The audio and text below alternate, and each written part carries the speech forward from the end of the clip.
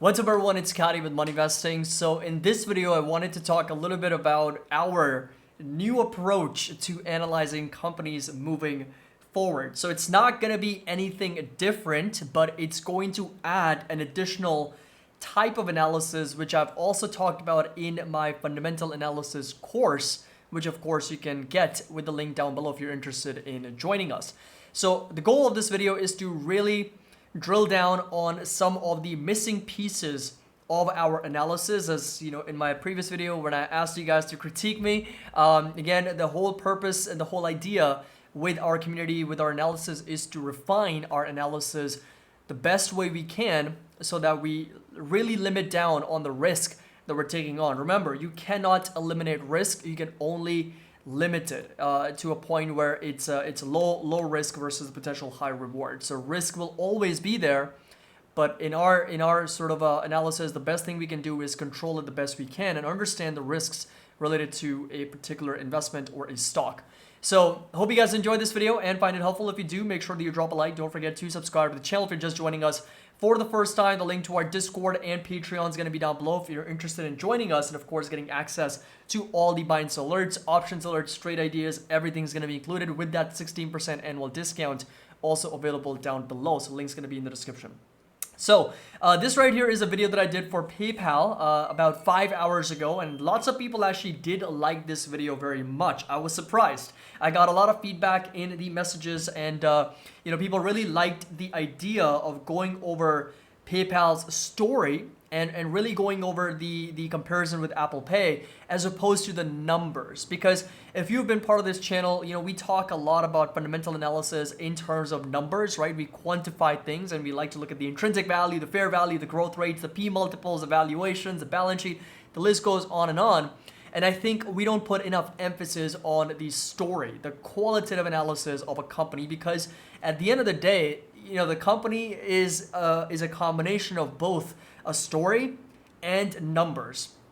And that's really what the whole purpose of this video is. And I talk about this, like I said, in the fundamental analysis course. That's one of the first things in section 1 in the introduction tutorials, unit 1.1, two very important types of fundamental analysis. You're getting a little bit of a taste of those two types of fundamental analysis.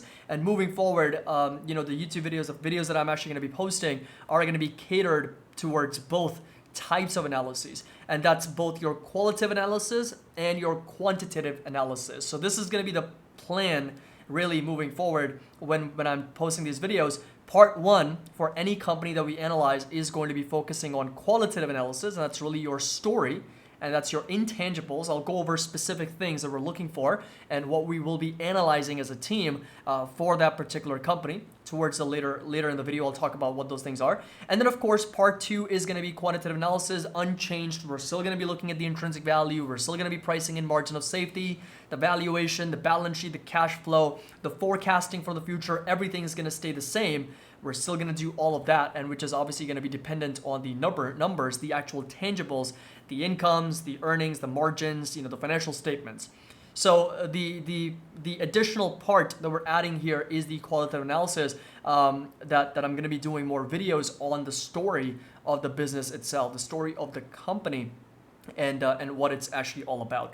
Quantitative analysis is so one thing that we have to understand is that quantitative analysis follows qualitative analysis, and more on that later, which I'll talk about. And they're both really a combination of what the reality is plus what the expectations are, right? So I think this has been a little bit of a missing piece from the analysis, something that we haven't really discussed a lot on the channel. I mean, a lot of our focus has been on the numbers and, kind of getting too hung up on the intrinsic value and of course the valuations, the balance sheet, and all those things. And I think it's important for us to also address some of the qualitative aspects of the company, because at the end of the day, that's really what the story is all about. That's really what the products and the services, the management, the sentiment, the feedback, the reviews, all the intangibles are really making up the entire story for the company, and they're made up of both the reality and what the expectations are moving forward.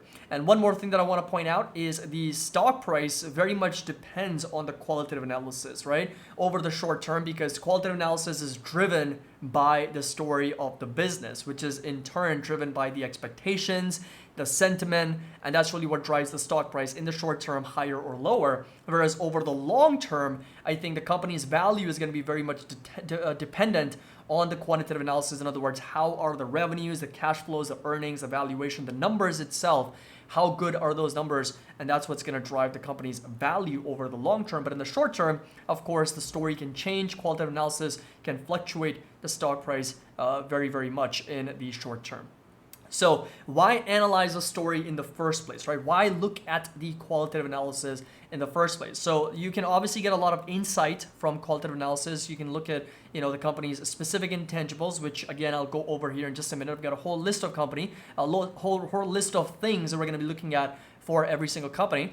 But in terms of why analyze a story in the first place, now massive fundamental shifts begin with a shift in story. And again, you take example of Meta, right? Netflix, and even right now PayPal. What's going on, right? What is actually happening with the stock prices selling off with PayPal more specifically, and of course Meta 6 months ago, Netflix 6 months ago? What really happened? Where there was a shift in story, right? There was a shift in a qualitative analysis.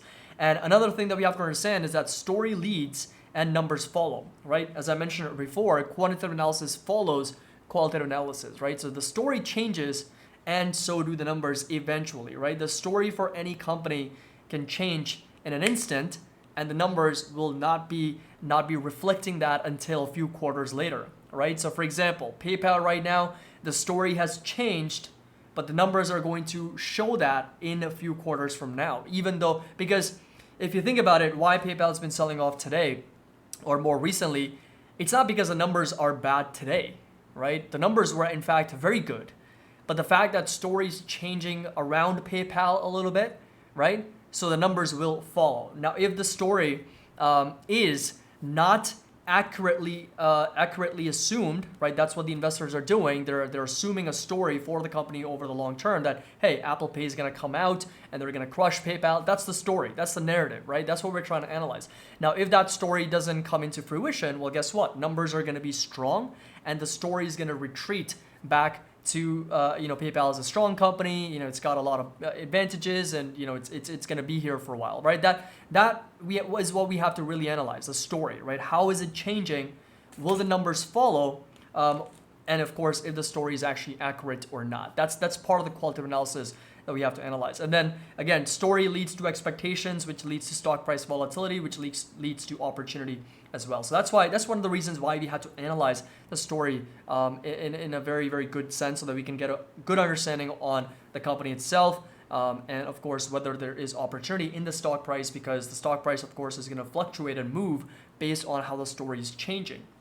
And the story is constantly changing. As you can see, the market's constantly pricing in different expectations from a specific company. Now, these are some of the things that are going to be part of our qualitative analysis, the videos that I'm going to start doing for these companies. So part 1 is going to be qualitative analysis on the company. We're not going to touch on the numbers at all. Like, I'm literally not even going to talk about the company's revenue, income statement, balance sheet, valuation, cash flow, any of that. We're not going to touch on those things when we're strictly focusing on the qualitative analysis. And then when we are talking about the quantitative analysis, we're not going to touch on any of these things, things that we've already been doing for these companies. So when it comes to qualitative analysis, we're going to talk about the company's brand. And this is going to be very collaborative, because you'll notice that this is not black or white, right? This is not something that is going to be objective. It's very subjective, right? Because what may seem like a great brand to me might be a terrible brand for you.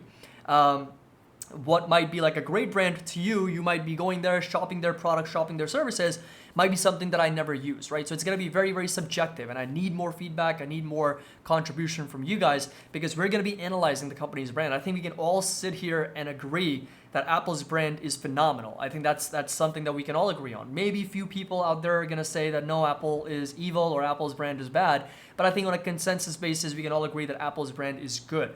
That's why it's qualitative analysis, because you can't quantify. There's no right or wrong. It's very subjective, right? And that's going to be number one thing, is that how is the company's brand itself? because that's really what drives expectations. That's what creates a story around the company.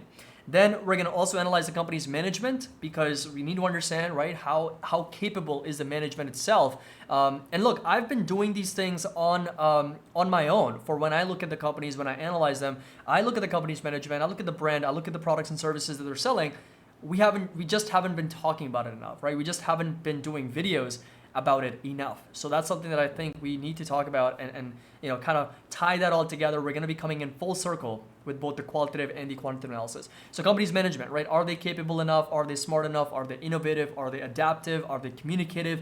Like all those things. Are they diligent with the way they're running the company? Are they cost efficient? All those things are going to really matter because of the long-term of any company for that matter. And then of course, companies' products and services, right? What are they actually selling? What are their main products and services? Do they have a significant advantage over their competitors? Do they have a moat?